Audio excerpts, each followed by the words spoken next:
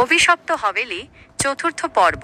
সাইমা জানে কেবল ধন সম্পদ উদ্ধার করাটাই তার কাজ নয়, এই অশুভ আত্মাদেরও মুক্তি দেওয়া দরকার, যাতে বাড়িটার অভিশাপ চিরতরে দূর হয়। কিন্তু ডায়েরিতে তো আত্মাদের মুক্তি দেওয়ার কোনো পথ বাতলে দেওয়া নেই। সাইমা গভীর চিন্তায় ডুবে গেল। সামনে নতুন এক চ্যালেঞ্জ, এক অজানা বিপদ। হ্যারিংটনের মতো সে কি পিছিয়ে যাবে, নাকি এই অভিশপ্ত বাড়ির রহস্যের শেষ পর্যন্ত যাবে?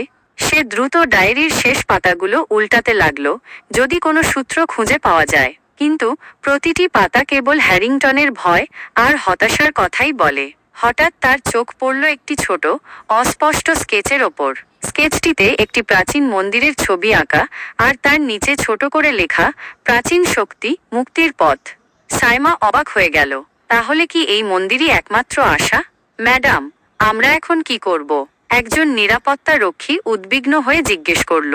সাইমা তাদের দিকে তাকাল, তার চোখে দৃঢ় সংকল্প। আমাদের এই বাড়ির অভিশাপ চিরতরে দূর করতে হবে। ডায়েরিতে একটা মন্দিরের কথা লেখা আছে, মনে হচ্ছে সেটাই মুক্তির পথ। সে মানচিত্রগুলো আবার দেখল। পুরনো কলকাতার মানচিত্র, যেখানে কিছু নির্দিষ্ট স্থান চিহ্নিত করা আছে। স্কেচের সাথে মিলিয়ে সাইমা দেখল, মন্দিরটির অবস্থান শহরের এক পুরনো, প্রায় পরিত্যক্ত অঞ্চলে, যেখানে যেতে হলে অনেক ঝুঁকি নিতে হবে। আমরা এখন যাব সেই মন্দিরে, সাইমা বলল। আমাদের এই অশুভ আত্মাদের মুক্তি দিতেই হবে। নিরাপত্তারক্ষীরা প্রথমে ইতস্তত করল।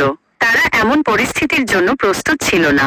তাদের কাজ ছিল শুধু বাড়ি পাহারা দেওয়া, ভৌতিক অভিযানে অংশ নেওয়া নয়। কিন্তু সাইমার দৃঢ়তা দেখে তারা শেষ পর্যন্ত রাজি হলো। তারা দলবদ্ধভাবে বাড়ি থেকে বের হলো। ফ্ল্যাশলাইট কলকাতা রহস্যময় দেখাচ্ছিল। সাইমার মনে এক মিশ্র অনুভূতি, ভয়, কৌতূহল আর এক অদম্য জেদ। তার হাতে হ্যারিংটনের ডায়েরি, যেখানে লুকিয়ে আছে এক শতাব্দীর পুরনো এক অভিশাপের কাহিনী। আর তার ব্যাগে রয়েছে সেই রহস্যময় কাঠের বাক্স, যার মধ্যে ভাঙা তাবিজ আর মূল্যবান রত্ন রয়েছে। তারা মন্দিরের দিকে এগিয়ে চলল। পথ আঁকাবাঁকা, সরু গলি আর পুরনো বাড়ির ভিড়ে ভরা। শহরের কোলাহল ধীরে ধীরে কমে এল, আর রাতের নিস্তব্ধতা গ্রাস করল। যত তারা মন্দিরের কাছাকাছি যাচ্ছিল, সাইমার মনে হচ্ছিল এক অদ্ভুত শক্তি যেন তাদের আকর্ষণ করছে। বাতাসে এক ঠান্ডা, ভেজা অনুভূতি, যেন কোনো অশুভ উপস্থিতি তাদের চারপাশে ঘুরছে। অবশেষে তারা মন্দিরের কাছে পৌঁছাল। মন্দিরটি জীর্ণ, দেয়ালগুলো শ্যাওলা আর লতানো গাছে ঢাকা। মনে হয় যেন বহু বছর ধরে এখানে কেউ আসেনি। মন্দিরের প্রবেশদ্বারে একটি বড় লোহার গেট, তাতে জং ধরে আছে। গেট ঠেলে ভেতরে ঢুকতেই সাইমা দেখল, মন্দিরের ভেতরে অন্ধকার, আর নিস্তব্ধতা আরও গভীর। সাবধানে, সাইমা ফিসফিস করে বলল। আমরা জানি না ভেতরে কি অপেক্ষা করছে।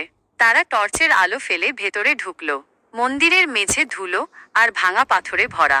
মাঝখানে একটি বড় পাথরের বেদি। বেদির ওপর কিছু অস্পষ্ট প্রতীক খোদাই করা, যেগুলো হ্যারিংটনের সিন্দুকের প্রতীকের সাথে হুবহু মিলে যায়। হঠাৎ সাইমার মনে হলো, কেউ যেন তাদের দেখছে। একটা শীতল বাতাস বয়ে গেল তাদের পাশ দিয়ে, আর নিস্তব্ধতার মধ্যে একটা চাপা গুঞ্জন শোনা গেল। নিরাপত্তা রক্ষীরা আতঙ্কিত হয়ে একে অপরের দিকে তাকাল। মনে হচ্ছে আমরা ঠিক জায়গাতেই এসেছি, সাইমা বলল। তার গলার স্বর কিছুটা কাঁপছিল। এখন শুধু জানতে হবে, কিভাবে এই আত্মাদের মুক্তি দেওয়া যায়। সাইমা কি এই অশুভ শক্তির মোকাবেলা করতে পারবে? এই মন্দির কি সত্যিই মুক্তির পথ, নাকি আরও বড় কোনো ফাঁদ? আপনার কি মনে হয় সাইমা সেই গোপন কামরাটিও খুঁজে পাবে, নাকি মন্দিরের রহস্যই তাকে গ্রাস করবে?